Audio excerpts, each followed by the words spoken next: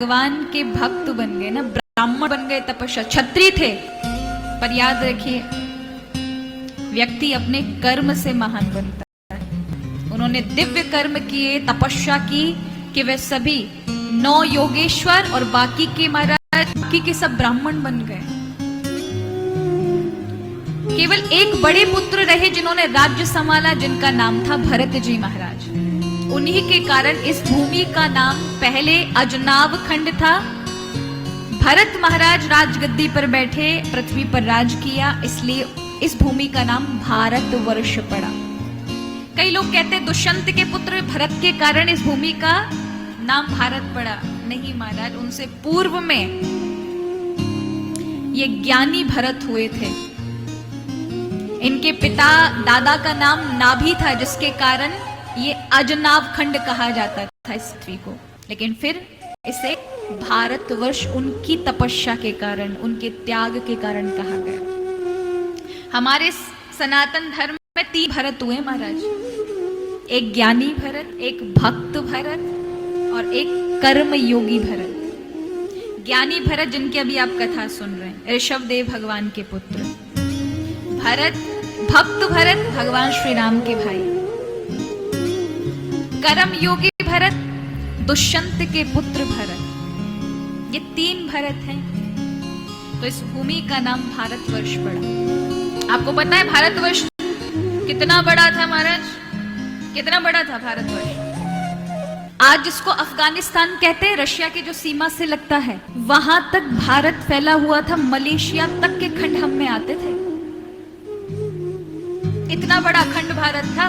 अफगानिस्तान से निकल करके पहली बार एक विदेशी द्वापर युग में आया था, जिसका नाम था काल्यवन।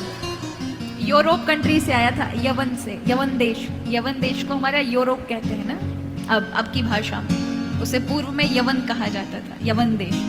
वहां से आया था हमारा काल्यवन, भगवान श्री कृष्ण से लड़ने के लिए। तो वहां तक आज भी आप देखिए, भारत से सटे हुए जितने भी पड़ोसी देश हैं, उनमें हमारे सिद्धपीठ मौजूद हैं, भगवत मंदिर मिलते हैं। वहां तक मलेशिया में भी कई जगहों पर भगवान के मंदिर मिले हैं। भगवान शिव की पूजा आपको हर जगह ही मिलेगी। प्राचीन मंदिर खुदाई के समय निकलते ही हैं कहीं ना कहीं। कई लोग छुपा लेते हैं और कई लोग उसको, जो सनातन धर्म से प्रेम करते हैं, उस संस्कृति से जुड़े हुए हैं, वो उसको दिखाते भी हैं।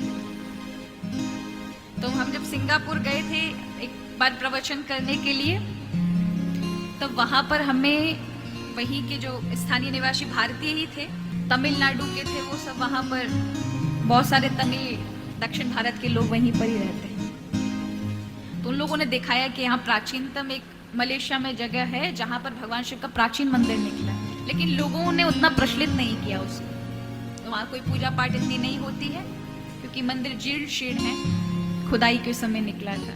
तो शिवलिंग जो है, बहुत बड़ा शिवलिंग वहां पर पाया गया। तो शिव तत्व की पूजा तो महाराज हर जगह ही होती है। तो वहां तक इस अखंड भारत का विस्तार था, जो आज हम जो देखते हैं, आज भी बन सकता है।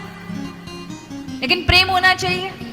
अगर समस्त लोग जो सनातन धर्म से प्रेम करते हैं, सब एक हो जाएं प्रेम और सद्भाव से, तो ये फिर से अखंड भारत बन जाएगा।